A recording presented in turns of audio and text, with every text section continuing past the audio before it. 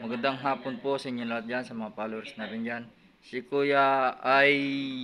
Anong buwan ginamot ko, Kuya? Nung start July, Hindi, yung paggagamot sa inyo dito.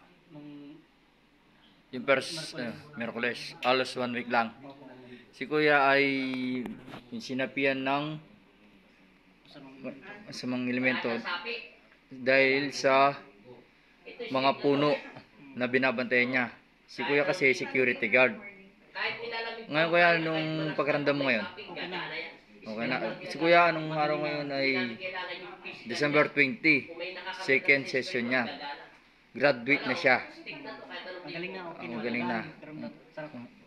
Okay na, Kuya. Taga saan ka, Kuya? Taga Pasay. Pasay. Kaya kung may case po kayong ganyan na may mga elemento, mabigat ang katawan, laging nakapasan sa likod, yan si Kuya. Hindi natutulog.